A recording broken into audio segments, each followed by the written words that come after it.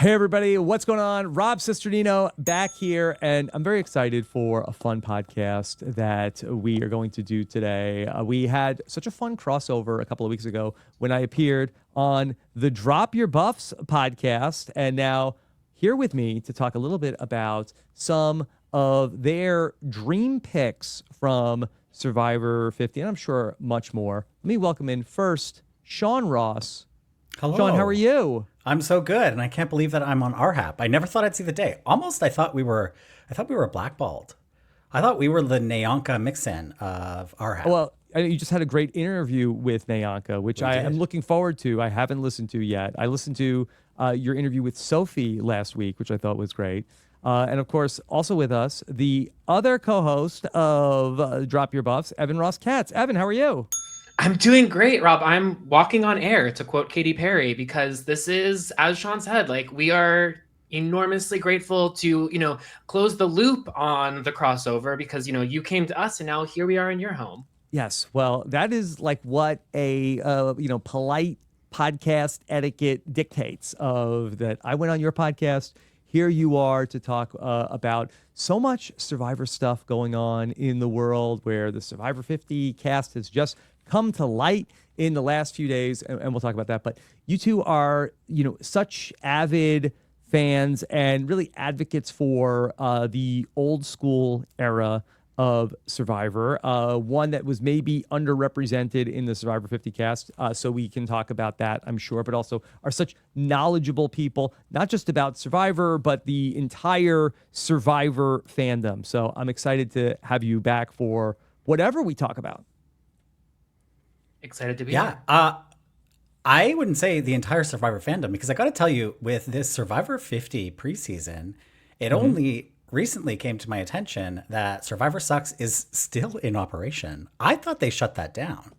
I think it's something on it's called like Tap Talk or something like that. Yeah. But yeah, they're still out there.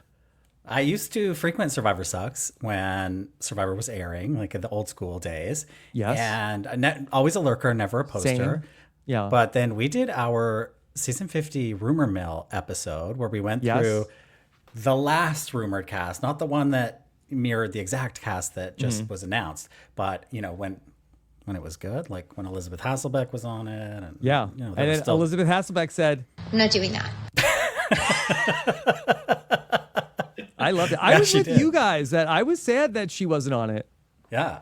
But we threw a lot of stuff out there, and we don't know anything. Like, we don't know anything. We had some pretty good ideas of, a few people, but we don't really know anything. And then suddenly somebody sends me this link to Survivor Sucks, and it's like, reliable source, Drop Your Buffs, confirms Christian Hubicki not on Survivor 50.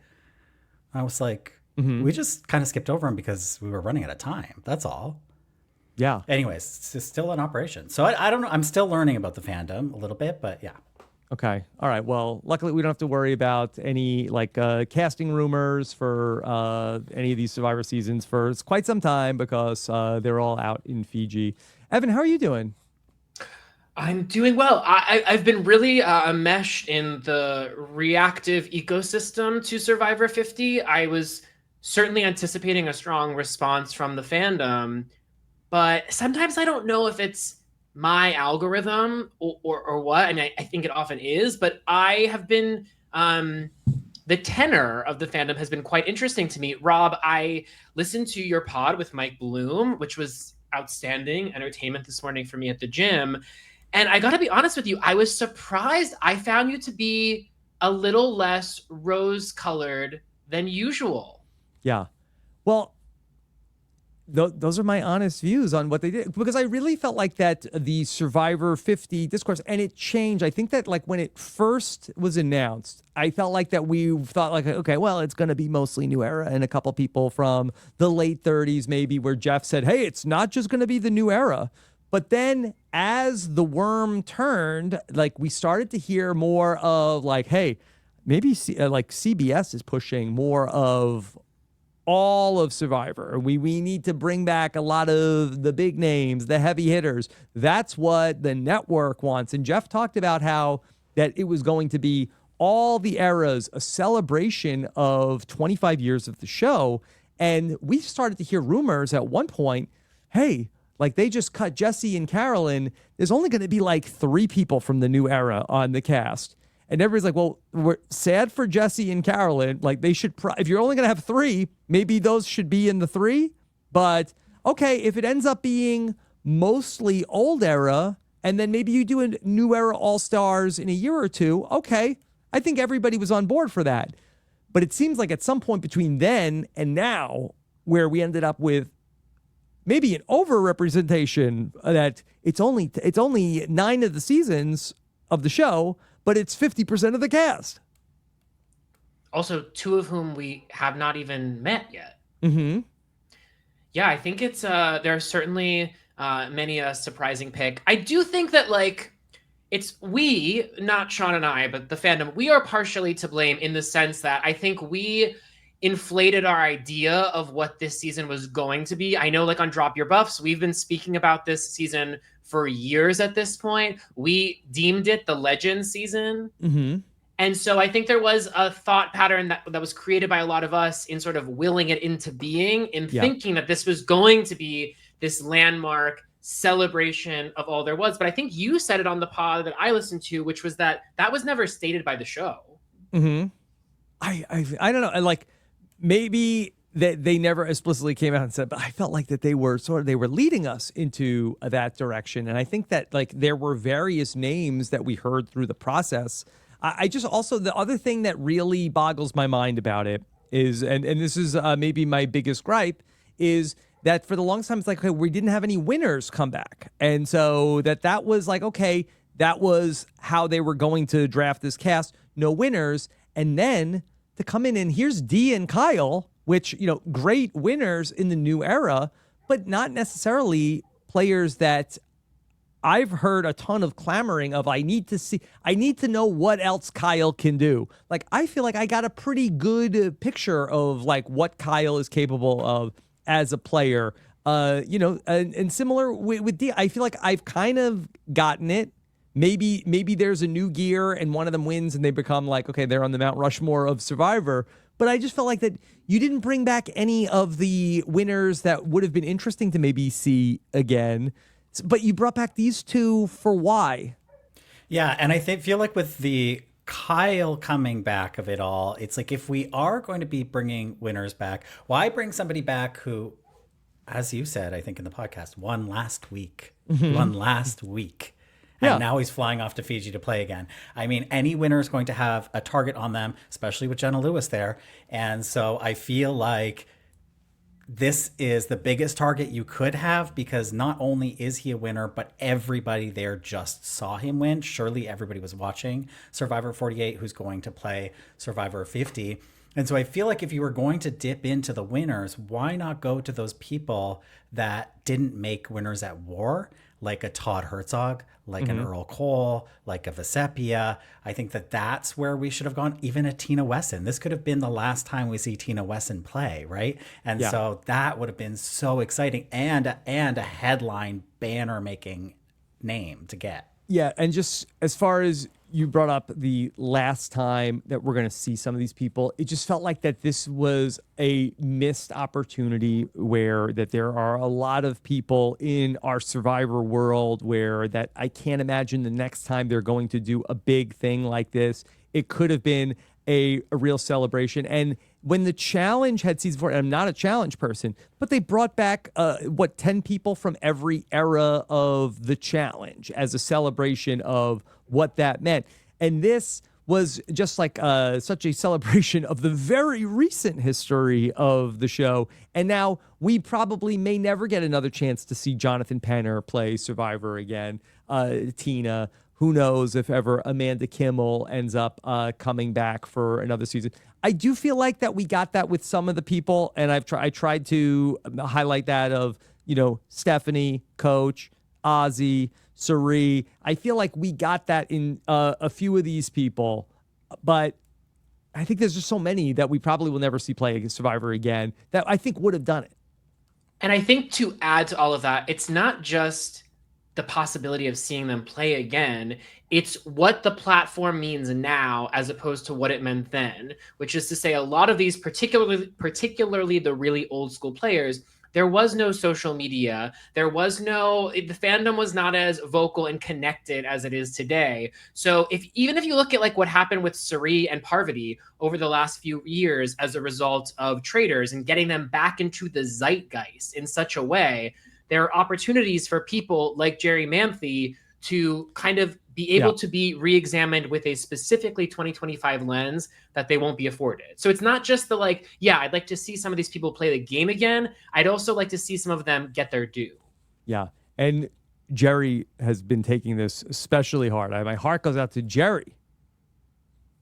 We love Jerry. That 9-minute video she posted on Instagram, don't know if you watched it or watched all of it. I can't say I watched all of it. You need to watch all of it. I started it, Sean. I watched all of it twice. Wow.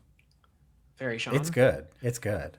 Can I ask you a question, Rob? Because it's our understanding from hearing from some of these, how shall we say, disgruntled former players, something of a 9-month casting process.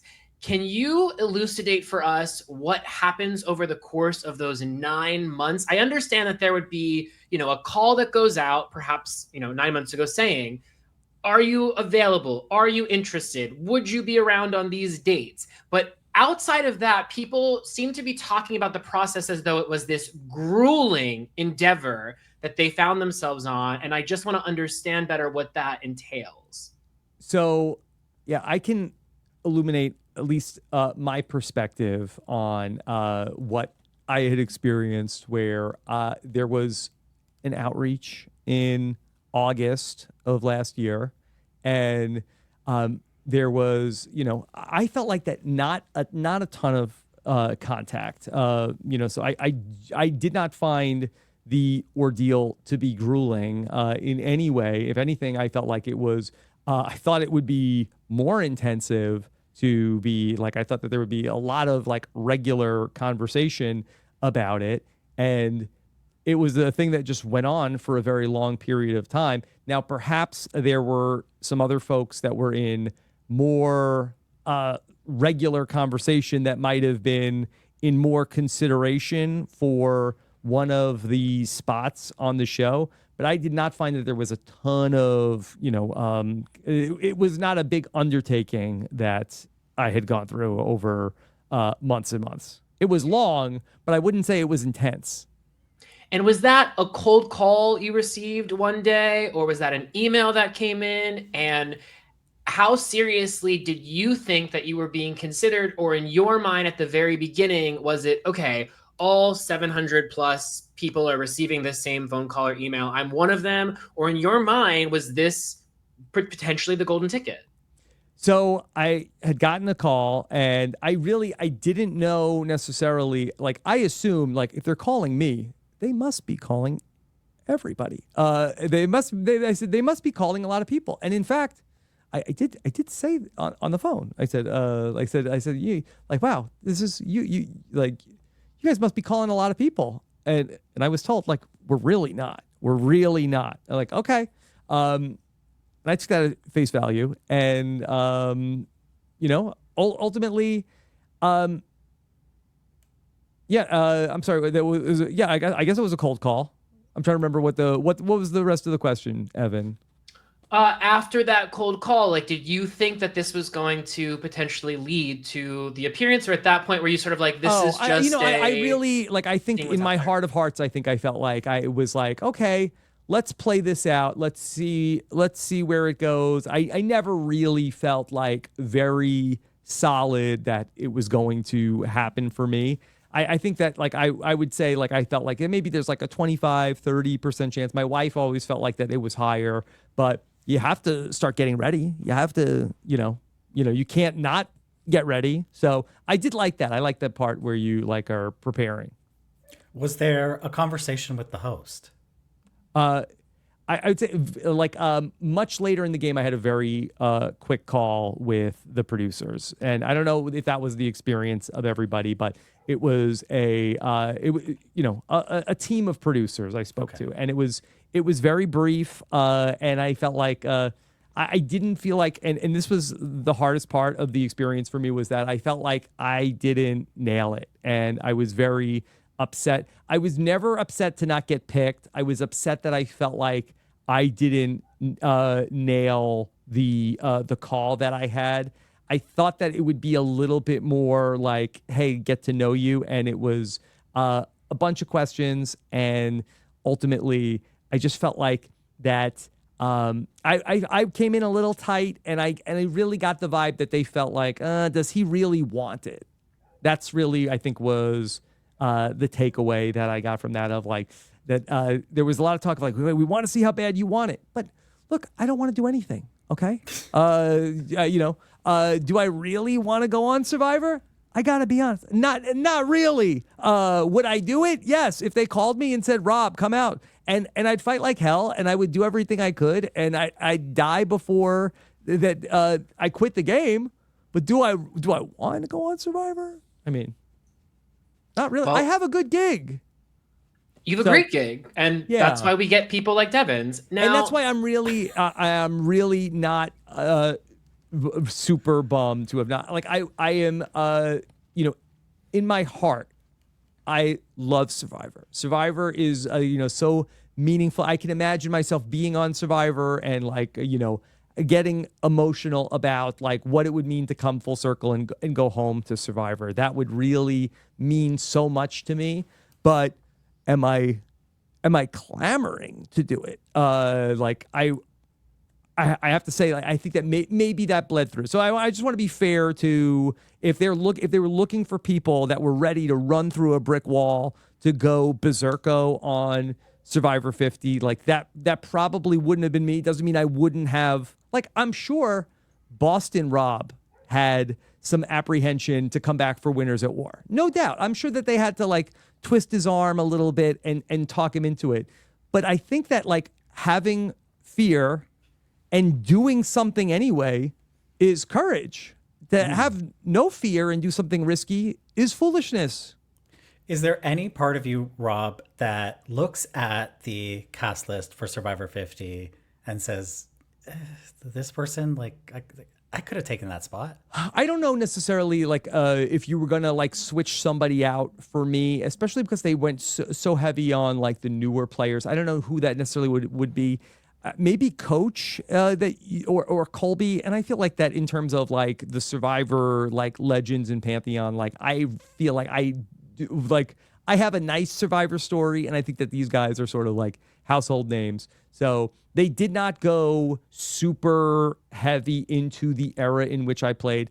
I kind of thought that I might be a good fit if they wanted somebody from the old days who knows how to play the game now. If they really cared about, like, having exciting gameplay, I thought that I would be, hey, I'm your guy. You want somebody from single digits that actually has kept up with the show and knows what they're doing, I'm your guy. But I think that they, like, opted for some of the names, and honestly, that's not even my problem with the cast. So to go back to, like, some of the names they brought back from that era, it's fine.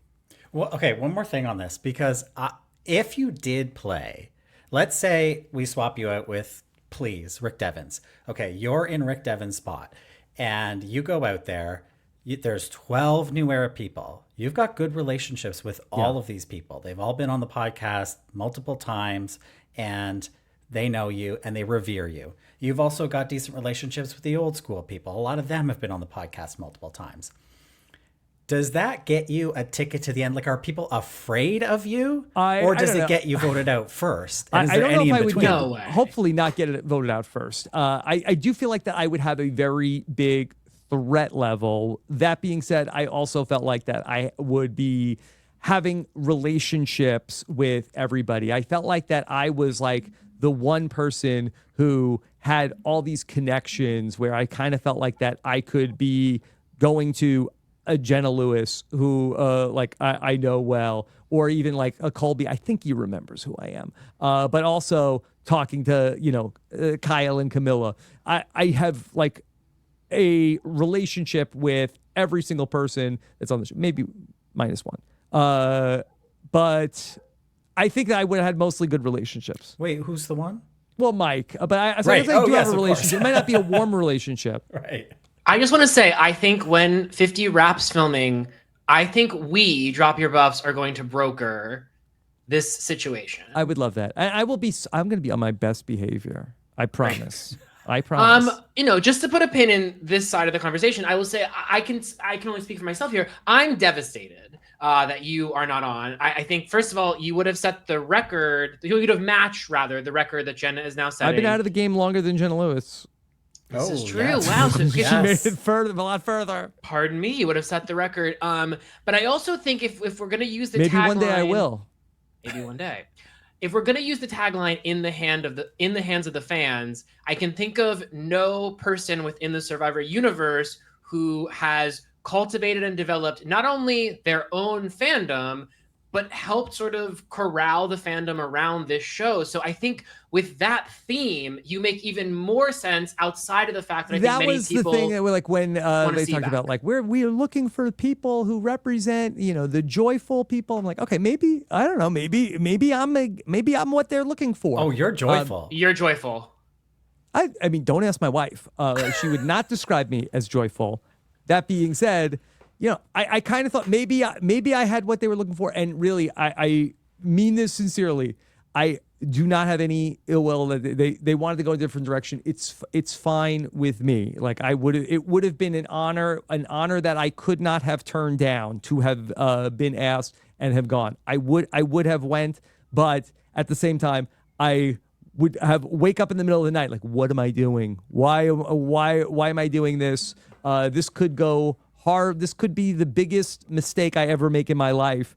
There was high upside and an extremely low floor. So I was fine for them to make the decision and say, maybe some other time. It was absolutely fine with me. How reliable do you think it is? We've heard from a lot of people, Carolyn and Jesse, as you mentioned, Abby, Maria, Jerry, that have come forward and be like, I was cut. But in the case of like an Amanda Kimmel, for instance, right? That's all, to my understanding, hearsay, because we have not heard from Amanda Kimmel about Survivor 50 or pretty much Survivor in general since 2020, I believe, Sean, fact check me.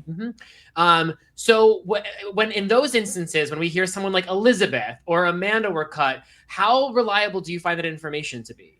I mean, their names were out there. I mean, I kind of feel like that there what must have been smoke. This is my theory with Elizabeth, Evan, and you tell me if you buy this. I think that they were in conversation with Elizabeth, and I think maybe Elizabeth might have been up to do it, and maybe Elizabeth had like a figure that she expected to be paid for the show, and Survivor was like, I'm not doing that. That's an interesting theory. I don't subscribe to that because I think Elizabeth would have wanted to do it for her kids. I think she's got teenagers who it would have looked really cool for them to get to see mom on television kicking some ass. So I don't know. I think something else happened, and I couldn't know to speculate, but I do think there was a figure. I think there's a figure involved. I mean, but like, wouldn't as that much have as been... she would love to do it, she's not doing it for free. Right, but wouldn't that have been discussed from the outset? Like, I just don't think that would all of a sudden they'd be like deep in conversation, and all of a sudden the figure gets brought up for the first time, and she's like, oh, no. I think from the initial conversation you ask, is there a fee? Give me a ballpark in order to continue the conversation. Yeah.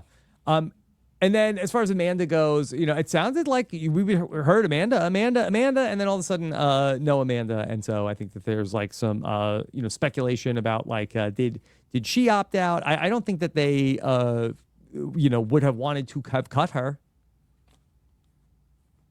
Yeah. I don't know. Okay. Very curious.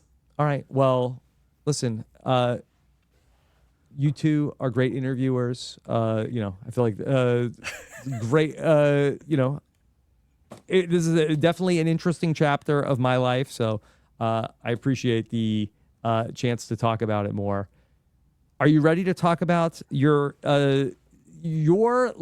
picks that you made for a dream tribe? Yeah. Can I preface this a little bit? Because Evan and I got into quite a fight. I created a Google document with 77 names on it. You're like it was Jeff. much like the We casting of started Survivor with 50. 700. We got it down to 77. We got it down to 77. And then Evan's like, oh, can you send me the doc? And it's always scary to send Evan a doc because he starts slashing and burning. So I've got the, you know how Google Docs works. I'm watching in real time, Evan cut every name that I liked, right? And so my heart goes out a little bit. Like I have some sympathy to how Survivor has to cast these shows. Did they know it with 50? I don't know. I think we wound up with a better, top 20. But having said that, we have landed at 8 people, maybe a couple honorable mentions, and it was very, very difficult. And what we didn't do was we didn't include those ones that we've kind of like already talked about, right? Like, of course, Jerry Manthe deserves a spot on Survivor 50, but we didn't include it here. It's sort of oversaturated. So we wanted to make sure it was like very Drop Your Buffs coded. So if you want to get a glimpse into the twisted mind of Drop Your Buffs, you're going to get it. Sean, do you think that for a listener who maybe isn't familiar with Drop Your Buffs, can you explain a little bit more of what Drop Your Buffs coded would mean? Yeah. I'd love to hear this. So I think generally speaking, what Drop Your Buffs values in Survivor is making great television. We talk about that all the time. You can be a great strategist, sure. Does it make for interesting TV? Not all the time. We've seen that. And I think that what we look for is we don't value strategy really at all. A little bit, right? But if you can go on television and make a good TV show, if you are a good personality, charismatic, usually an older female, we love you, right? And so that's what Drop Your Buffs coded is. We like those moments that most of them are on like the funny 115, right? Like most of them are on there. They're not really super obscure, but they're not necessarily the Eric gives up his immunity idol in Micronesia. It's not necessarily that. I know Mike Bloom's doing the top 25 greatest moments in Survivor history coming up this month. I put my votes in. I'll say most of the things were there. Some were missing, i.e. Helen Glover's final jury speech. That is a Drop Your Buffs coded moment. Wow. Okay. All right. So let's go. Let's get into it. I'm dying to see what. Okay. And I'll give you feedback. Okay. All right. Let's see. Okay. So Brandon Donlin has a slideshow. Okay. All right. We'll start with the honorable mentions. Yeah. Okay. Let's see if let's get a different view here. Speaking of Elizabeth, That's a view I'd like to see. all right. All right. We have here. Okay. Drop Your Buffs loves Survivor in Nicaragua, and we have sure do. Judson, Fabio Berzo. Now, have either of you tracked down Fabio over the years? I gotta tell you something. This is Sean? my algorithm is so twisted that I think because Meta sort of like owns the internet, my Facebook and my Instagram, they know each other, right? And so the Drop Your Buffs Instagram is infiltrating my Facebook, which I don't even use, but sometimes the notifications pop up and I have to check it. Last week, I got a notification from Facebook suggesting Fabio as a friend. Yes. Okay. Did you accept it? No, it just suggested it. I wasn't gonna friend Fabio. He Because doesn't know who I am. have not heard of a Fabio sighting since the last known Fabio sighting that I had heard was that he showed up in, I don't know what year, I'm guessing like 2015, that I believe he attended the taping of the Survivor Price is Right, the infamous one where they said that they referred to Ozzy and Sierra Dawn Thomas as fan favorites, coining the fan favorite Sierra Dawn and game changer Sierra Dawn Thomas. It's giving Aubrey Master Strategist. Yes, Aubrey Master Strategist as well. So here he is, Fabio, and look, I would love to see he was like 21 when he won, and that was 15 years ago. So somehow Fabio's only like in his late 30s. Yeah. And we did see there were some images that surfaced of him a few years back of like him on the farm, and he was looking delicious. I will say There is a recent Fabio sighting, actually. In the wake of Jane's passing, there is like a Survivor alumni Facebook group. Yes. That we were sent screenshots of, because we are not alumni. We would not be in there. Who's sending screenshots from the alumni Facebook group? And Fabio commented about in response to Jane's passing. So he is, and also just the mere fact that he is in that group, I found quite intriguing. I think they just add you to the group. You don't even have to opt in. It's just like that. It used to be like, oh, fair enough. It used to be active. And that the Survivor Facebook group, alumni group, and then they would just like, somebody would just like add, I don't know who the administrator was. They would just add like the whole new cast, like, welcome, new people. Interesting. I am not on Facebook, so I would not have that capability, but envious. But my thing with Fabio, I tend to have a great amount of admiration, not just relevant to Survivor, but in general, to people that dip into reality TV and dip out, and we never hear from them again. I think that the best instance of this in the new era would be Genevieve, because I feel like she did the show, and you're not going to hear from her until now.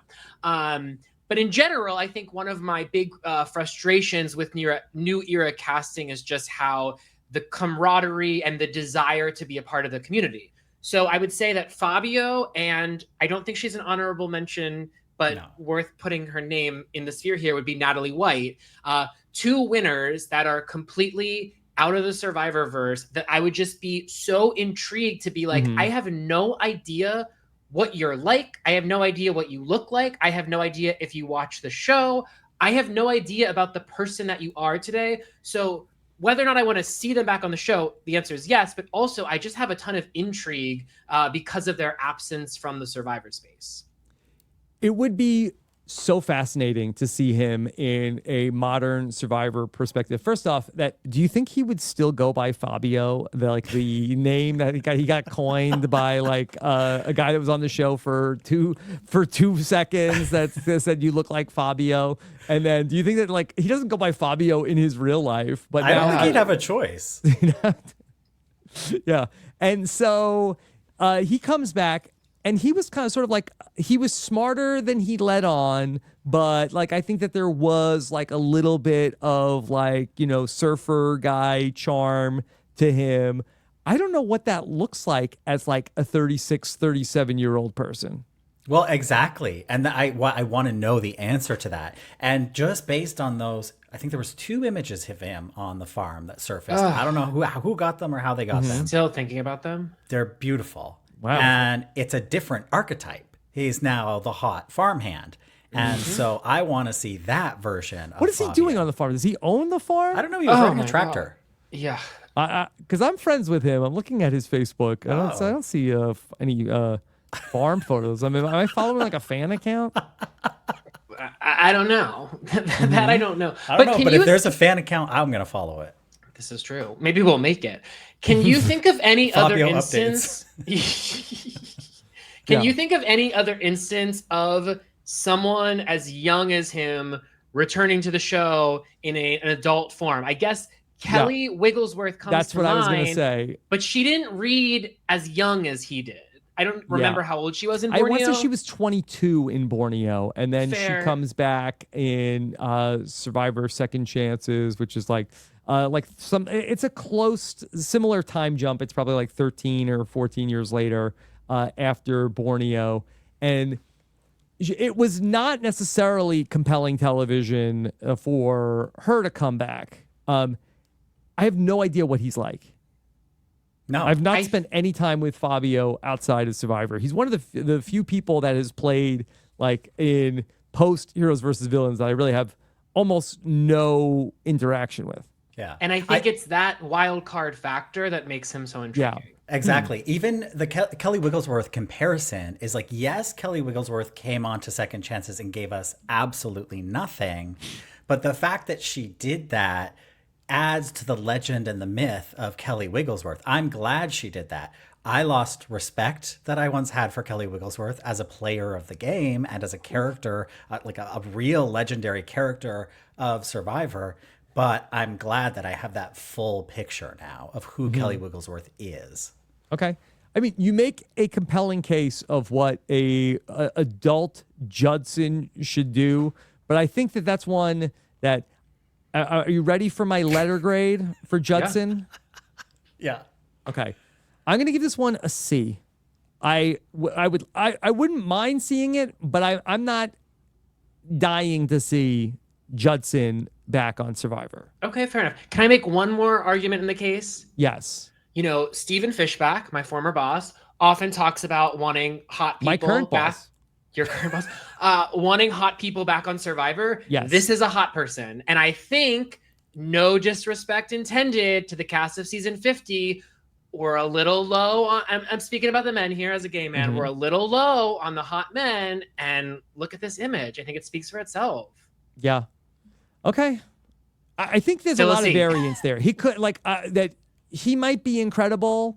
You know, I have no idea what he would be like. So it's just so hard to imagine. Yeah. I doubt that he would be incredible. Track him down for an interview. Would love to. Now that you're friends you're with the him, Facebook Sean. friends with him. Why don't you track him down for an interview? Okay. I'll put T-Bird on it. Yeah. Please. Oh my God. I would die. Okay.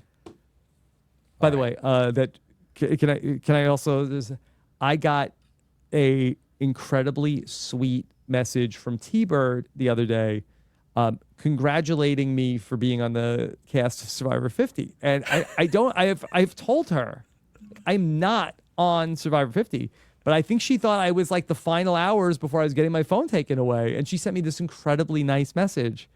And I said, T-Bird, I told you I'm not on Survivor 50. Wow. She's like, what?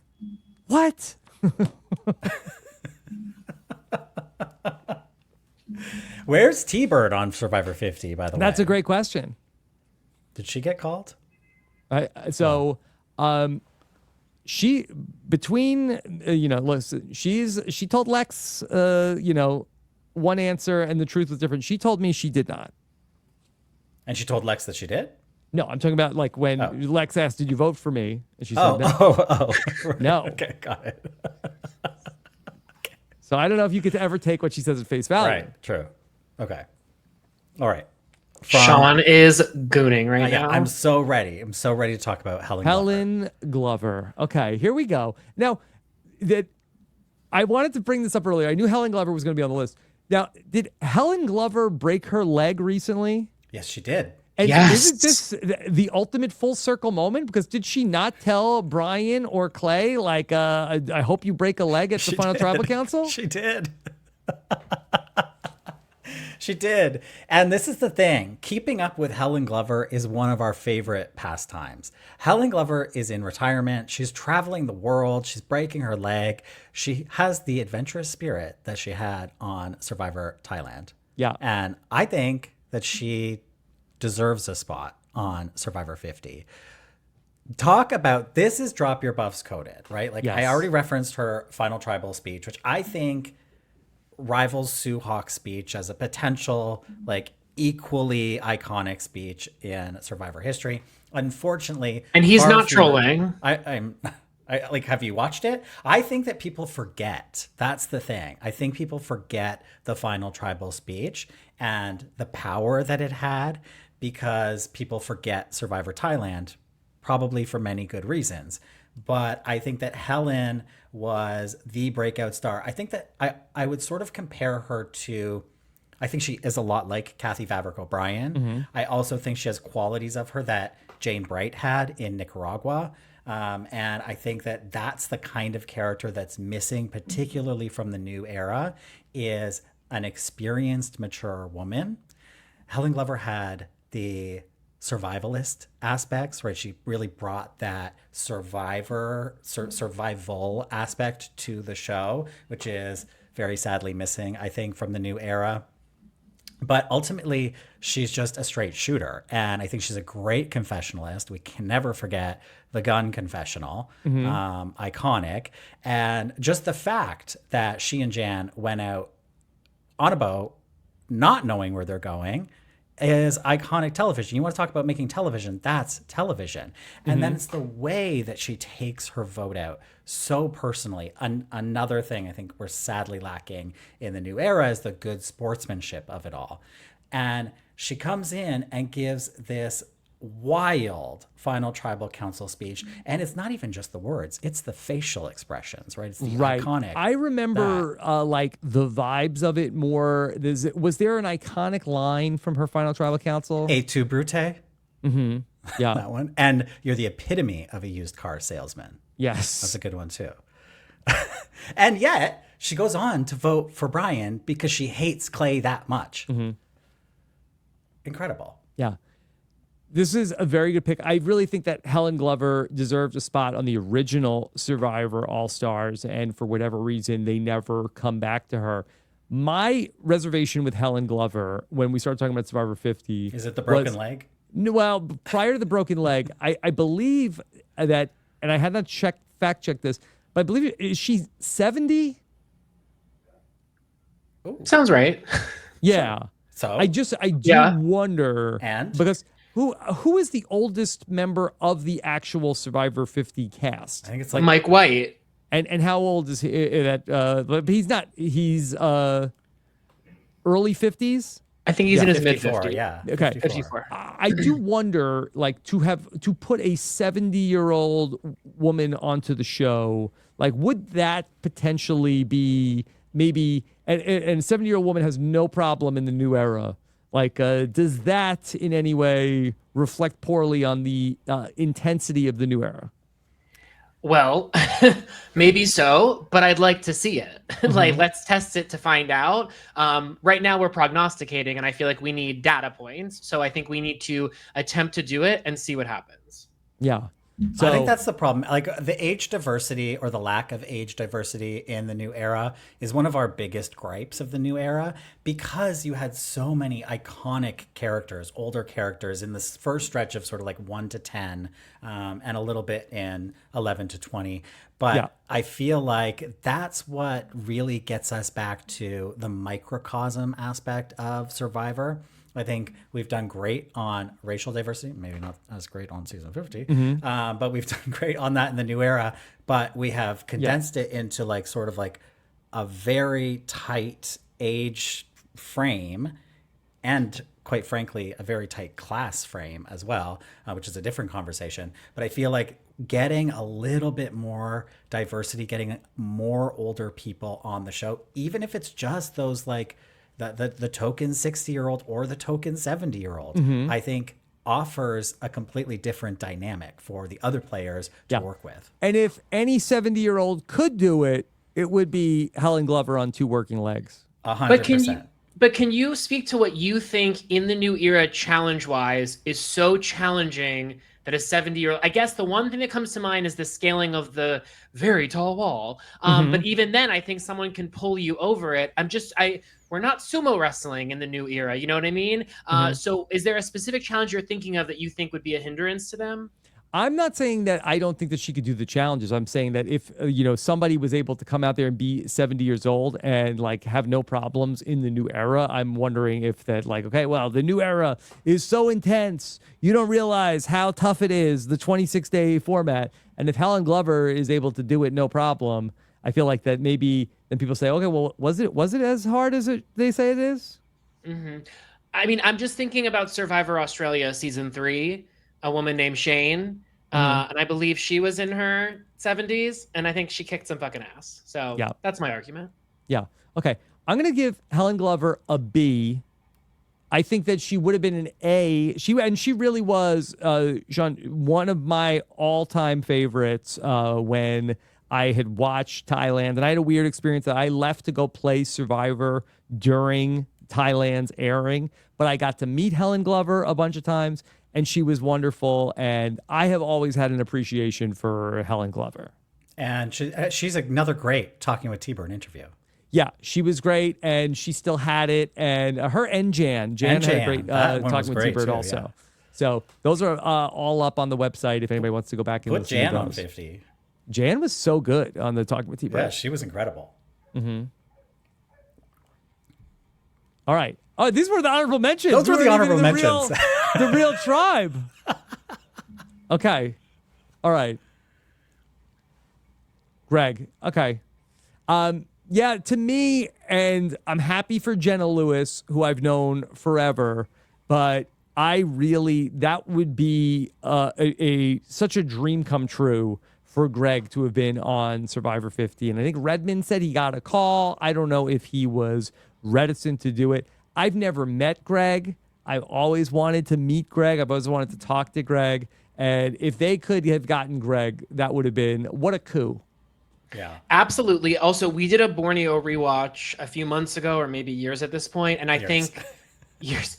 You forget how big of a character Greg was on the earlier part of the show, because I think a lot of people's minds in thinking about Borneo stick to those, those final days when things really heated up. And obviously there's just so many particularly iconic characters. But Greg was a really big character on that season. I think to put Colleen Haskell into the ether is a bit too galaxy brained. And so I think Greg was where we settled, because Greg feels like someone who is gettable. But also it's just I am particularly looking for players that have never come back.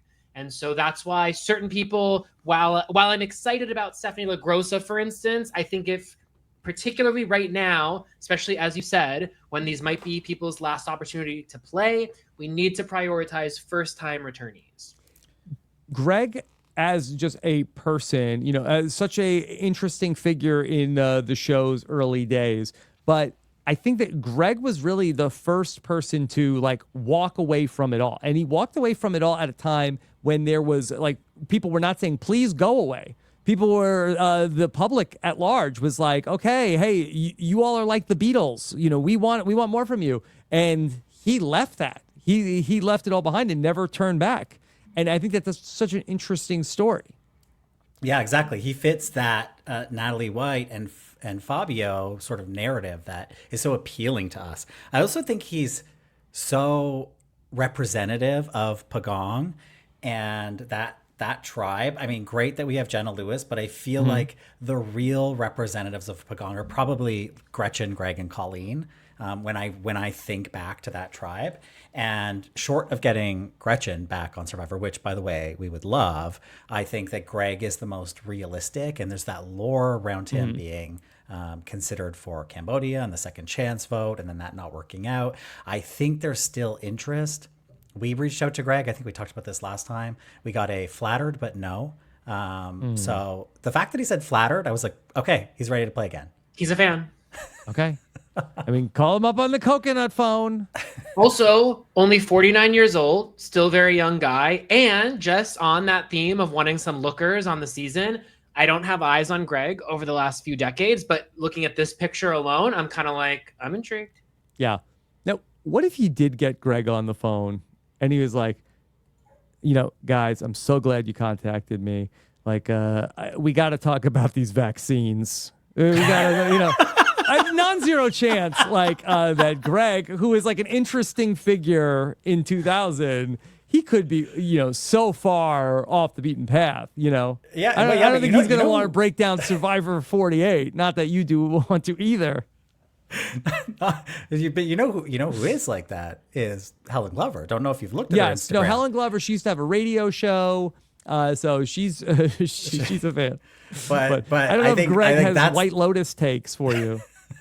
I think that's the kind of person we want to see on Survivor. Do we agree with them? No. Are they going to make good TV? Yes. So if Greg wants to talk about the vaccines, put him on the show. Yeah. Okay. A+ for Greg. Wow. Finally, we're getting somewhere. Okay. Vecepia. I feel like Vecepia is a great bridge to gap the old school with the new era. We talked to Vecepia 2 or 3 years ago now, and she's still interested in Survivor. Yeah. She was furious not to be called for Survivor 40, not even to be called. No email, no call. And she did tell us that it was likely the last time she could have played. She said her knees are getting bad, but I don't care if her knees are bad. Put her on 50. I think that Vecepia, this is the thing, is of course, she's a historic winner. She's the first Black winner. She's the last female Black winner until Marianne. And I think that is significant in and of itself. And the show has sort of hidden her weirdly for reasons I've never quite understood. I get that she wasn't necessarily the fan favorite of that season, but I think that she holds an important place. And certainly on a re-examination of Marquesas, she is electrifying to watch. And I think that she still has that based on our conversation with her. And I feel like she and Sean, who allegedly also cut from 50, were having conversations on Marquesas that the show sort of pretended didn't happen until Survivor 41. And I think that that's significant. And I think that she should be recognized for that. And I think she should be at least contacted. And I think that if she was contacted and put on the show, I think she could still make that great TV. Yeah. Incredible disrespect to Vecepia to not call her for Survivor 40. Now, I don't know but the next slide is going to be. If the next slide is going to be Sean Rector, when you talk about that Vecepia was electric television, though, I think that is the one thing that I might push back on, in that Vecepia's game was too much drama. There's too much drama going on here. And I don't know if this was like the original sin from the producers of that. She very much wanted to be under the radar. And so that's a great way to play the game. And as a significant historic figure in Survivor history that's been overlooked for far too long, I'm with you there. But if we're looking for who's going to go out there to make the best television, I'm not sure necessarily if Vecepia is the person that's on my short list, when we have Sean, who also we could bring back potentially, who I feel like and maybe Sean was shining so much, maybe it took away from what Vecepia was doing. But I think that Vecepia very consciously was trying, and maybe there are reasons why she felt like that she could not be shining as bright as Sean was able to. But I feel like that Sean, I think, would be the pick if I could pick one of the two. That makes sense. And I don't think we have a strong case to make around her being great television, but I feel strongly about that a debt of gratitude is owed to her. And so I don't know if it's necessarily needs to be repaid in the form of Survivor 50, but I think this might be like a symbolic pick for us, just because we feel really strongly about her, and the fact that she, again, as we said, wasn't contacted, but also is very much interested in going out there. I also like to always leave room for the fact that like there could be a side of Vecepia that we didn't see on season 4 that emerges in season 5. Yeah, she did have some shady lines, like when she said, "Sarah, she has a good body. She paid for it." Or she paid a lot for it too, something like that. Yeah, and I think that I saw more of that Vecepia in an older Vecepia when we spoke to her. Yeah. And when we brought up Survivor Season 40, I mean, she got pretty feisty. Yeah. And she had some strong words to say. Yes. And we talked to her around that time that Survivor 40 was happening also. And she is a good interview. So I have to give Vecepia that. I just feel like that Sean was the person who was in the rumor mill for so much for this. And then to not have him be there is just such a disappointment. Yeah. Okay, what's the grade? I'll say B for Vecepia. Okay. Just matching Helen Glover. Okay. Here we go. Our girl. Am I taking this one? Well, I go for it. No, wait, who put her in, me or you? Well, it was a joint effort. Okay, you go ahead. Well, the thing is, I think that Kathy Vavrick-O'Brien is up there with the Helen Glovers as the most drop your buffs coded sort of players that you could. Have you interviewed her? Yes, we have. We have. She called from her car. Yeah. She called in from her car, was very worried about that. She was wearing her Survivor hat. Yeah. And it was an incredible interview. She had so many interesting things to say. I think it would be great. Part of the reason that I went with Vecepia over Sean is because I know we're putting Kathy on our tribe here.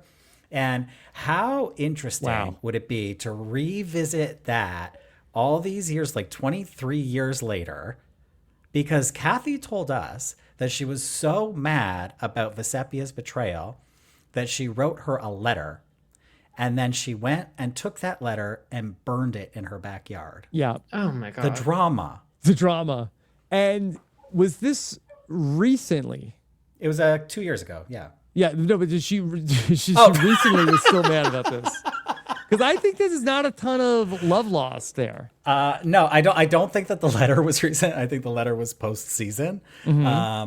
But I think she respects Vecepia, but I think she still feels it. And I think that's why Kathy is so great, is she feels everything so deeply. And I mean, we saw that in the All-Stars finale, right? Yes. And that makes her such a great character, though. There's a quality to Kathy that I think is unmatched across all 750 whatever Survivor players that have ever appeared on our screens. There is no other Kathy Vavrick-O'Brien.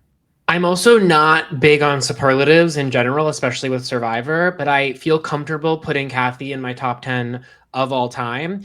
And I think what Kathy shares in common, I think the biggest one-to-one with Kathy would be Angelina, I would say, Sean, our number one pick of season 50, if I may. Am I correct there? Sure. Okay. So for me, Kathy has that perfect balance of self-awareness and then a total lack of self-awareness. But I think it's the balance, right? Because simply self-unaware people are not always great television. But Kathy has a conviction around who she believes she is, and she's not totally off the mark. She has a lot to offer and she knows a lot. It's part of why the tribe ultimately come around on her in the early days after her bumpy road in the beginning of Marquesas, because they realize her value and the layers that exist underneath of her. But at the same time, like in Angelina, there is that lacking in self-awareness, which I think brings the great television component. And then also add to that her eagerness and desire to go back. Because as you pointed out with like someone like Sean Rector, it's like we want people that want to play the game again, which will not be true of like. And she said she's ready to go back. She not only is she ready to go back, she said, I have a plan and a strategy that nobody else has ever done, and it's specifically suited to the new era. And I'm not telling you guys because I'm planning on being back. Wow. My only hesitation with her is I think she's also 70. Great. If she's ready, we can't deny her this. If she's ready. She is traipsing all over Vermont doing property tours. And she was also one of my personal favorites. I was so fortunate to get the chance to spend time with her in real life a number of times. She's a good time, Kathy Vavrick-O'Brien. So, look, I'd love to see it. I also feel like, you know how popular Felicia was on Big Brother, what was it, 24? Yes. 20? So I feel like Kathy could have that similar quality in the internet, taking a real liking to someone like Kathy Vavrick-O'Brien. Because I will say, within the new era, outside of really Carolyn, we don't really have meme queens the way someone like Felicia on Big Brother was. And Survivor could use some meme queens, if you know what I mean. And I think Kathy could deliver that in spades. And I think that the new era fans don't quite know what mother means when they use the term mother. Oh. They think Genevieve, right? Because she got a bob. No. If Kathy Vavrick-O'Brien showed up on their screens, then they would know what mother means. Yep. And her laugh is iconic. She's like, ha!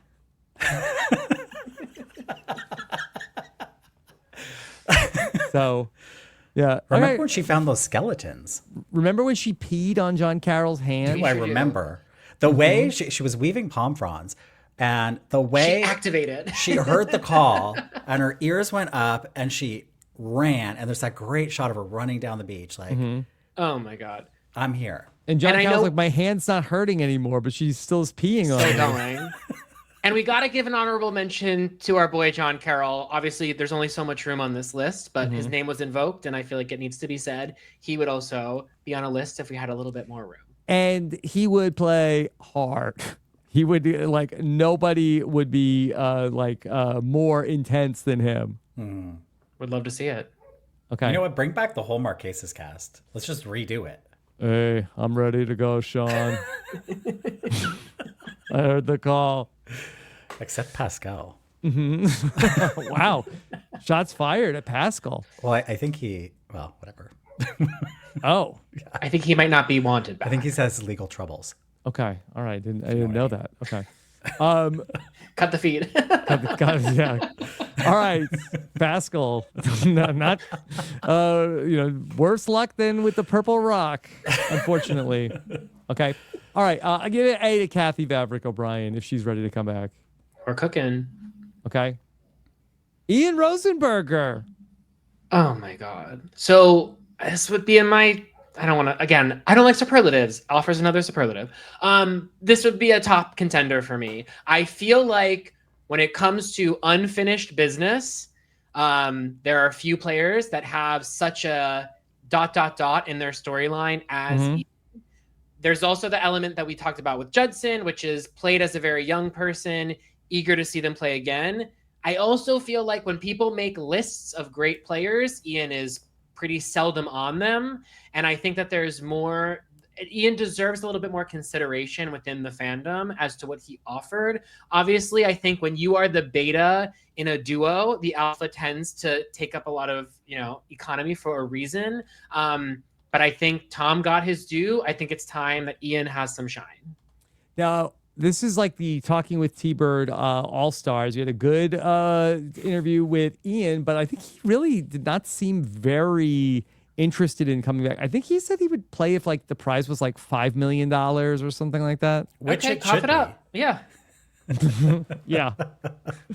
So he would be very interesting. He was doing some like amazing charitable things. I just feel like in terms of like a desire to play again, I don't know if he has that. Now, I know this is like your dream list of people that would come back, but I'm not sure he's necessarily like a Kathy Vavrick-O'Brien of like get me in there. I think we could talk him into it. I think that Tom Ian's so would, interesting could talk him into it. I think he's interesting because he's right on the cusp. Like that season is right on the cusp of a changing in value of sort of like loyalty, integrity, honesty to strategy. Like that, I think really takes over in the teens. And I feel like Ian, that's what Ian's struggling with, right? In the final three. And so I feel like he's one of the last real victims of that mentality, except, well, let's forget 48. But I feel like he's... It's a throwback. Exactly. Boy, would he love Joe. And so I think that he deserves another chance to play the game as it evolved just a couple seasons after he was there. Can I also just add to this? Ian's a dad now. Yep. Ian very much played the game in Son of Tom mode. So in terms of like the Freaky Friday of it all, I think it'd be really cool to see someone like Ian come back in that, not necessarily that he would, be a dad in that sense, but as a quite literal dad, I think it would just be fun to see the evolution of his character. Yeah, it seems like that they missed the boat with him in terms of like maybe heroes versus villains. Well, I guess they brought back Tom for that, or like fans even versus like fans favorites. versus favorites. Like it feels like they could have used him in one of those spots. I just have no idea. Like he's a little bit in the Fabio camp of I don't know what he looks like as a player now, and I'm not sure he has the desire to come back and do it. So for me, this one's going to be a C. Okay, we'll take our grade. Yeah. All right. Wow. Wow. Okay, I'll let Sean go, but can I just preface in the lead up? I know it seems these days that everybody is aboard the Amanda train, but I remember when we first started this pod, that was not the flavor of the week out there. And so I'm not saying we're the OGs by any measure. I know the Amanda heads are alive and well, but I just feel like lately, all of a sudden, there's such a unified sentiment around Amanda as the fallen angel. And that wasn't, when I first got into this fandom, regretfully at times, that was not the case. I was not hearing the buzz around Amanda. Well, we were not the pioneers of the Amanda Stan army, because do you know who radicalized me towards Amanda Kimmel was the Survivor historians. Yes. I always liked Amanda Kimmel. Shout out to I our liked her a boys. lot, but then it was Survivor historians really pushed me over the edge, and I was like, wait, no, Amanda is the moment. We love Paul. Yes, the OG Amanda Kimmel stan, and she has such an interesting Survivor I don't want to say a body of work in that she plays 3 times in 6 seasons, 15, 16, 20, and then is gone and really was like a blip on the Survivor radar. And she played, I mean, now we're at 50 seasons, so she played like basically in like 10% of the show's history. It was like all Amanda all the time, and then she's been gone for 30 seasons. And that's what's so interesting to me about her, because I find you can't really separate out her 3 seasons. They all sort of happened so quickly in succession. And the fact that she went to the end in China, thought she won, then goes out to play Micronesia without knowing that she didn't win China. In fact, she didn't even come second place. Goes to the end in Micronesia. I didn't know that she was like Russell, that she went in to go play on Micronesia thinking she had already won China. That's what Parvati told us. Yes. Amanda believed that she had won $1 million in China. Then she goes to the end of Micronesia. She thinks she won that one too. So she goes home from Micronesia believing she is the first 2-time winner of Survivor. She has $2 million coming her way in the next year. Did she get into debt? I hope not, but I don't know. And so she then has to experience the loss of China and then the loss of Micronesia, which is a big blow to her. And then there's some interpersonal issues between her and Ozzy and her and Parvati that take place between then and Heroes versus Villains. And so like, I think all of that really affected her in Heroes versus Villains. And so they're all weirdly tied up together to the point that Amanda never got to play a returning player season sort of in isolation or with some independence. And I would love to see it. Is she the most interesting television? Not always, but sometimes. And I think that she fills a role. Not everybody has to be a top tier star. There are roles to play, and I think Amanda as best supporting actress is where she shines. And that's an important role to be playing. Well, we just went back and rewatched Survivor Heroes versus Villains. And I think that Amanda Kimmel is somebody who has, in a lot of ways, been lost to Survivor history in that she really is not very celebrated in, her work that she did. And she was the first Survivor player to hit 100 days. I mean, it comes up in Heroes versus Villains. So she had this incredible track record, which she was the first to get to the end twice in playing 2 times. And I do think that it would be very interesting to see what it would look like. And especially like to see her caught up in the game moving as fast as it does now at this point. Like I would have been interested to see how it goes. And even thinking about, because I think there's a comparison to be made between her and Stephanie, both 3-time players, both had their final run on Heroes versus Villains, both pretty much fizzled out during their final run. But the difference for me is that because we got the taste of Stephanie on first Snake in the Grass and then the Traitors, I'm less amped on Stephanie because I saw her recently. I think I would be more amped if she was, being plucked out of the woodwork, which is how I think Amanda would feel. Which goes to the larger point, which is, I think, both Sean and I, but I think a faction of the fandom, what we really want from Survivor 50 or any returning player season henceforth is people that it's like, I wonder what they're up to. Haven't heard from them in a while. Yeah. Whereas some of these picks, like a Stephanie, I just heard from her, even though I'm like excited. And I think you said a similar sentiment around Cirie, which is like, of course, we're excited that Cirie is back. And yes, Cirie is a legend, but she's a celebrated legend. And I think what we're really hoping for, again, on any returning player season, is the lesser celebrated legends getting their due. Yeah. All right. A+ for Amanda Kimmel. Bring her back. What the hell happened? Why isn't she there? All right. Naonka Mixon, because we have to plug our recent episode we did with Naonka Mixon. We talked about it a little bit, but Naonka is an incredible interview. And I know you know this, another, All-Star Talking with T-Bird episode. We got more of that Naonka, and we got to explain to Naonka the changes in the new era. Yeah. Because she doesn't watch, famously. We were robbed of getting to see Naonka play in the new era. Yes. Could you imagine? somebody's like first of giving all, their backstory of like their hardship in life. She just like comes into the confessional like, nobody cares. Shut up. Confessional. She'd say it to their face. Yeah. yeah. And you know what? They could use it.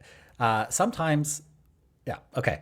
So Naonka lasts longer than any winner in the new era Yep. on Survivor Nicaragua. Worth noting, because the quit, I think, looms large over Naonka. And so I think considering what factors led to her quitting, which was mostly the environment, these can be avoided in the new era.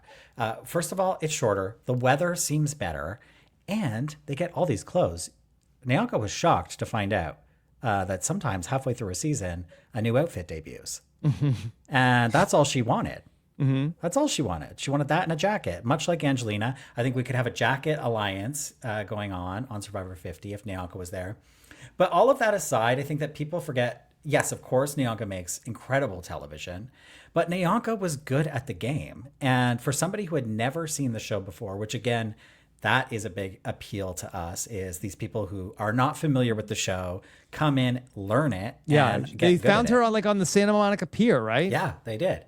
And so she said she had watched a little bit of Heroes versus Villains and then came into the game. You know, she got herself a hidden immunity idol, even if she did have to push Kellee B over for it.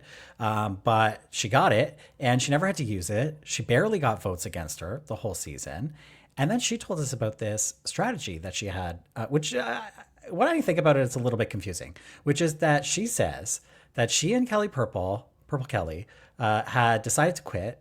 And what she was hoping would happen was that Kellee would be asked first, and then Kellee would quit, get her torch smuffed, and then Naonka would choose not to quit.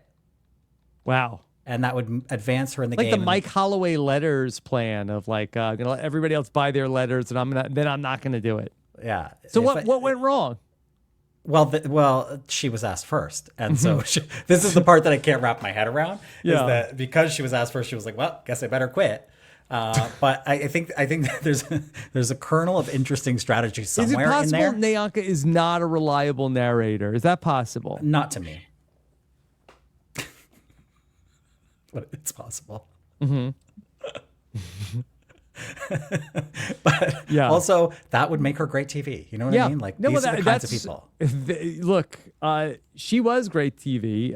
She was the star of that season. I think that, I think she's not unlike Say this season of, she's somebody who creates a lot of conflict. And then when she is gone, that I do feel like that you missed her presence a lot in those last couple episodes of Survivor Nicaragua without her, in the same way I felt like that there was a vacuum without Say that was felt in this past season. And so Naonka really did stir things up and I think that would be appreciated in a way that she was not appreciated in her time. Totally agree. And no disrespect whatsoever to Say, who we genuinely love, but there's a little bit of like a Timu Naonka quality to Say, in the sense that like Naonka was really messy.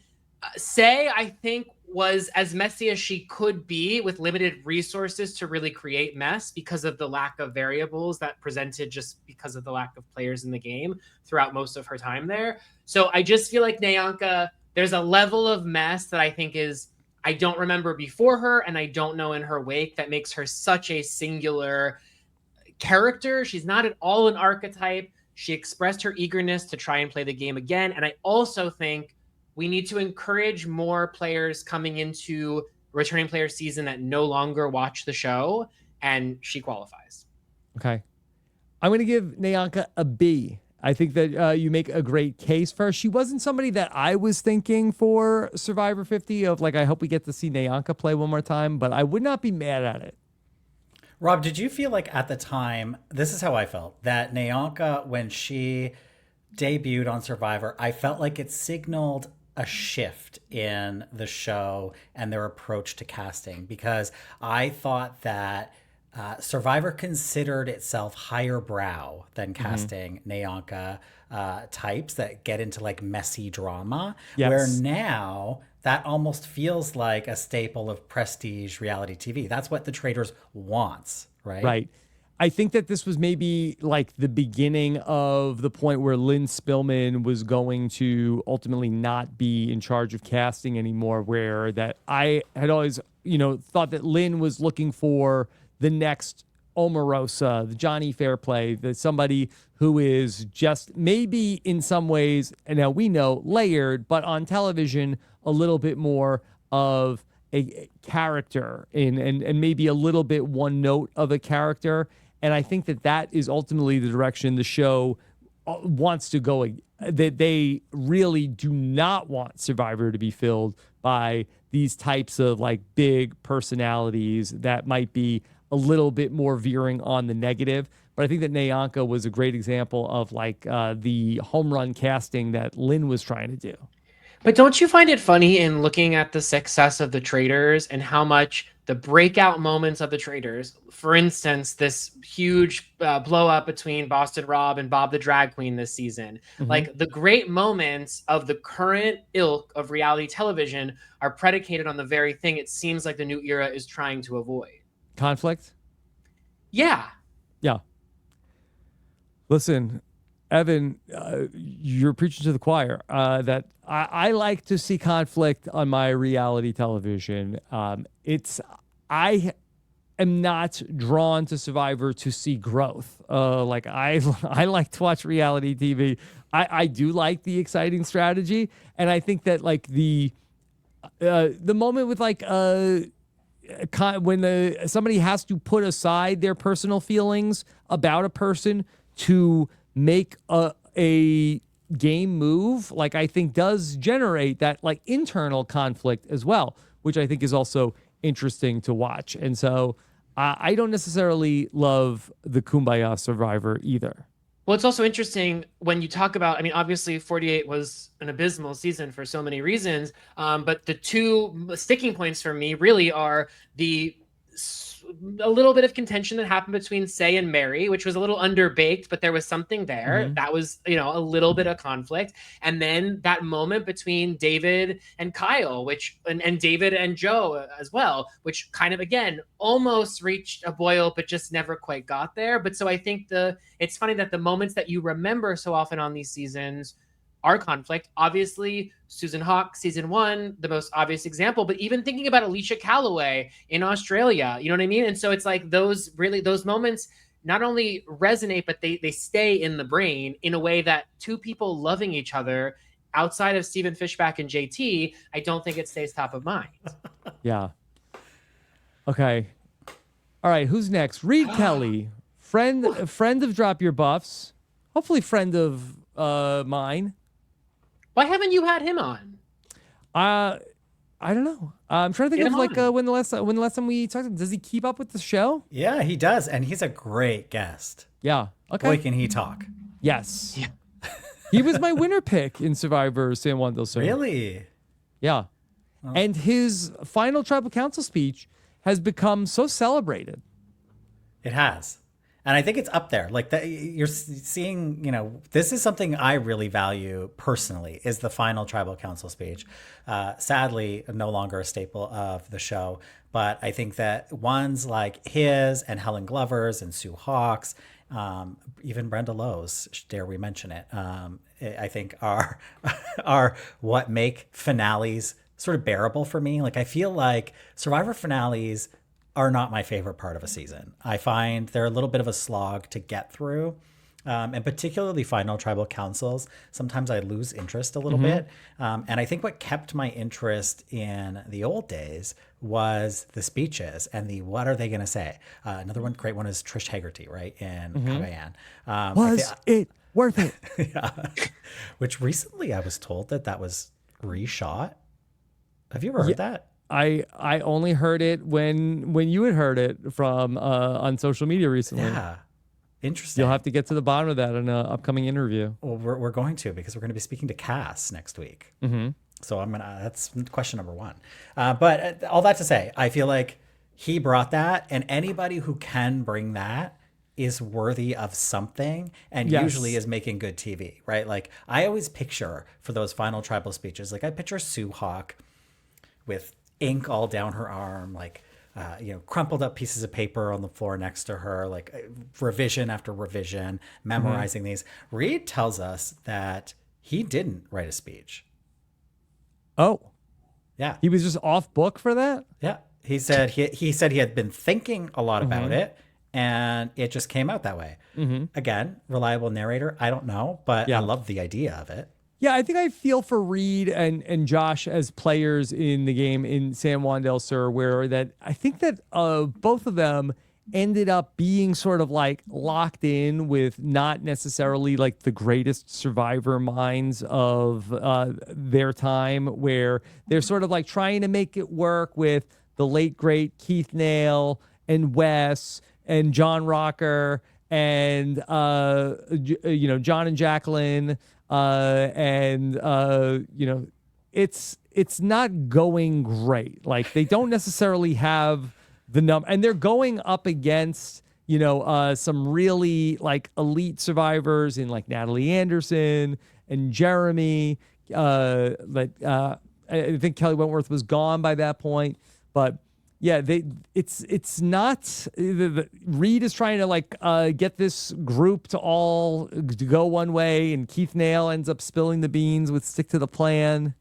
Yeah, and he had that sneaky like idol clue that he had taken the idol clue from somebody's bag. Keith's bag. Like he was willing to get dirty. He was willing to play. Like that's where I see the glimmers of like he can get in the new era. He can play with a beware advantage. He can do all use all these trinkets that they're throwing at them. I feel like he could be pretty malleable in that way. Also, in terms of his relationships, like we saw, like he's going after John. No, now he's trying to get to work with John. Like I feel like that was a little bit ahead of its time. So I think he's got the strategy. He's certainly got the personality, and I think that the body, and he's got the body, and still maybe in better shape. Yeah. Rob. Yes. He's at the gym right now. He's got right now and posting a selfie. Yeah. If the body was 10 out of 10 in San Juan del Sur, it's 12 out of 10 now. Yeah. It's wild. Could not hurt the ratings. No, couldn't hurt the ratings. And I think that Reed has this, like, he's got this quality to him that's so... He's so charismatic on television. But I also think that anybody coming from a Blood versus Water season has a built-in story. And I mean, Reed and Josh are no longer together. Reed has a new husband. Like, that is a built-in story. I think anybody who had played with a loved one before, whether they're playing with a loved one again or not, has a compelling story to tell. Yeah. I also just think that, not that all people are archetypes, but I think that we do not get the kind of gay male representation that is Reed on Survivor very often. I think we tend to get more saccharine depictions of LGBTQ plus people, which totally exists. It's not a knock at them whatsoever, but I kind of just like the hot, sassy, gay bitch. I've got a lot of them in my life. I was gonna say I've been called one, but I can't say I've been called hot, but I've been called a sassy bitch. But it's an archetype that I think is true to life, and I think it makes great television. And more Reed, please. Yeah. I wasn't thinking Reed for Survivor 50. You make a great case. B+ for Reed Kelly. That could have been an A. Okay. Kellee Kim. Kellee Kim. I think we talked a little bit about Survivor 39 when you were on Drop Your Buffs. And I think that, to restate, I think that Survivor 39, they keep trying to erase it from our memory. And for many good reasons. But as much as... for like one good reason. Yeah. What's the many? Well, we didn't need to get into the details, but, there's like 2 incidents that are... Okay, so 2 good reasons. Excuse me. 2 good reasons. And also just the Island of the Idols and the statues, probably another good reason. But I would say... 30. So many. Several. I would say that as much as there is to dislike about 39, there's more to like right? We can recognize the good and the bad at the same time. And I think Kellee Kim was a great character, played a great game. Nobody else has hidden an idol in their hair that I'm aware of. And then to like play that and like play that for Dean, but vote for Dean. Like there was good moves and interesting stuff that Kellee was doing. And then unfortunately what happened to her really tanked her game in a way that felt very unfair. And I think that the show went out of its way to kind of apologize to her and give her that platform at the finale. And what that felt to me, it felt like they were saying, we're going to make up for this. You'll have another chance. And at the time, I thought, okay, the next returnee season that comes up that she would be eligible for, so not Winners at War, she's got a guaranteed spot, surely. Even if it's not a returning season. Like it felt like 41, she'll have a spot. But then sort of Winners at War happens and COVID happens and there's this break and this sort of like lapse in memory, I think. Right. Where they go, okay, this is our chance to sort of like wash our hands of this and pretend it never happened or didn't exist.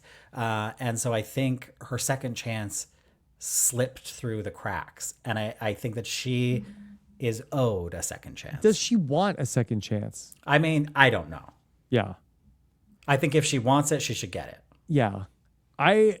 If she does want it, yeah, I think that would be great to see her get it. I also understand why the show's like, well, then we'd have to remind people of why she's back. I felt like that, and I was there that day in person when they had the 39 finale, the last live finale that they've done. Hopefully 50 will be the next one. When they were apologizing, I felt like that they were more saying that they were going to make changes more so than they were going to have her as a returnee to come back and play. But she did a lot in the game early on. Like she was actually like one of the players to watch at the point that she did go out of the game. Yeah. And I think that's what's such a shame. That, and I also think it's notable the lack of Asian representation on season 50, which is something a lot of people are clocking. So I think that also puts her in contention. I don't think that she's necessarily like of our list, she's the least loud and obvious, certainly. But I'm with Sean in a similar camp to Vecepia in feeling like, if not 50, I think a potential themed season is sort of like owed a debt kind of season. And I it wouldn't be framed as such so explicitly, but there's just a lineage of people who, whether by extraneous, extra temper, what's the word I'm thinking of? Extraneous. You know what I'm talking about? Extraneous circumstances? Yes, that's it. Yeah, I think that's good. Okay. I don't know why I thought there was a P. Thank you. Oh, we got a ding. Whether by extraneous circumstances or what have you, that they're, Naonka being another example, like this, the weather happened, she quit. So I think that if not 50, I would like to put Kellee in the running for a returning players season. Mm-hmm. Could there be some way to commemorate some of these folks that we're talking about that may not necessarily be like where they're playing Survivor again? Because it's such a, like, we're excited that we get to, bring back these players to celebrate them, but the celebration is short-lived because for many of them that Survivor 50 will not go well. And in many ways that Survivor 50 will actually turn out to be like a humbling experience for a lot of these people. And then if it doesn't go well, that people will say, oh, see, they sucked. Why did they even bring them back? It's almost like that for some, it will be, an incredible thing. And maybe this comes full circle with my own personal story with it, where, it's very nice to get the call and it's certainly exciting to go back, but it could not go well for people. And then it ends up worse than you started. Well, Rob, this is interesting because don't you recall a promise that there would be a year-long celebration leading up to Survivor 50? Hasn't started yet. Still waiting for the party to kick off. Maybe it'll start with Survivor 49. Maybe so. But I think that there's some opportunity that I don't think the host or the network would ever be buying into, to do some kind of documentary series, some kind of look back that is significant and tracks down these people and gets them to talk either to camera or to each other in a way that feels significant and a way that feels worthy of celebrating 50 seasons of this show, 25 years on TV. That's where we come in. Well, yeah, but like we need the production value. Oh, what Vice did about Survivor, was it just Borneo? I think they talked about like what they did, but punched up a little bit and sort of spanning the entire history of the show. Like that's my dream. It's never going to happen, but that would be my dream. I am really interested in the concept of legacy management. In general, it's something I think a lot about. I'm a big Janet Jackson fan, and I feel like she's done a horrible job at legacy management. But I look at someone like Cher or Martha Stewart as being great examples of legacy management. I would also point to SNL 50 as the best one-to-one with Survivor of what a terrific job they did in not only the lead up to the 50th season, but in bringing in all of these alumni, not only having them on the red carpet doing interviews, also having them do new, fresh sketches. And then on top of that, bringing in people like Meryl Streep to come and do sketches. As you well know, Survivor has a huge amount of celebrity super fans, some known, some not known. I was just at a meeting yesterday with SNL, and they were talking to me about some guests that they've had on the show that are huge Survivor fans. And I was like, holy F, because, you know, if I'm taking an SNL meeting, I'm going to talk about Survivor. This just to say that I think there needs to be a lot of thoughtfulness to your point about not just those who are on 50, but those who we want to keep in the Survivor verse. Because the other thing I think is worth mentioning, you don't want disgruntled alumni out there shit talking the show, the network, the host, which has now happened. And once that door opens, it is a floodgate, you know? And so I think it would make a lot of these alumni feel, it would curry favor with them, I think, to feel as though, okay, I didn't make 50, but I know the show cares about me, wants me in the ether. Yeah. And so I think that it's something, legacy management takes a lot of planning. It takes a lot of thoughtfulness. And I think it's as simple as, you know, we hear about the call going out when 50 was first coming and just getting a sense of, you know, who's interested, who's available. But I think in general, that call should be happening more than just around returning player seasons and should be happening around anniversaries and events and big Survivor charity functions, what have you. I think we need better legacy management. Yeah, that's such a good point about the SNL 50. Could you imagine if they were like, we're putting together this amazing, like, tune in to SNL 50 where you can see, and it was just like the current cast. Like, I watch that every week. Yeah, that's SNL. Yeah. I don't need to watch the special to see Jason Dismukes. Right. With all due respect. Right, but also I think you might be able to get someone like a Colleen Haskell to trot out for a season 50 retrospective one night only and have a 5-minute chat with her that might be even better than her returning player season in terms of the content you would get. I think it'd be such a great way to talk to the, also you keep talking about this age thing of people that might not be able to play again, but certainly they'd be able to come out for the Survivor 50 special and talk for a few minutes. And also think about all of the bonus ancillary social content you could build from that, the selfies, the red carpet opportunity. Rob, have you thought about doing something like this? I'm not sure if, I mean, look, maybe we could put our heads together on something like this. I think there's something here.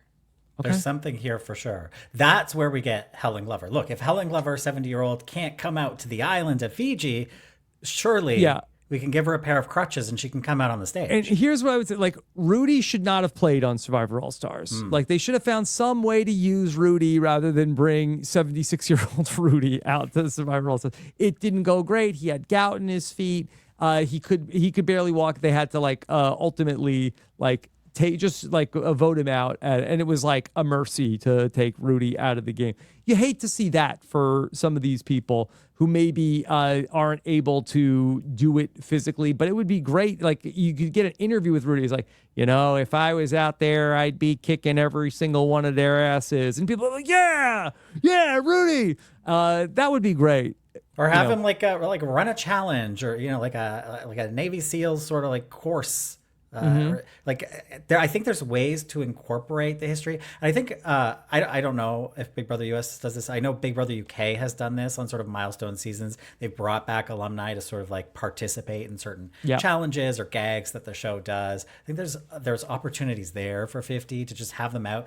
Much like I don't want Cochran on a boat, but much like Cochran on the boat, we could have Kathy Vavrick-O'Brien on the boat.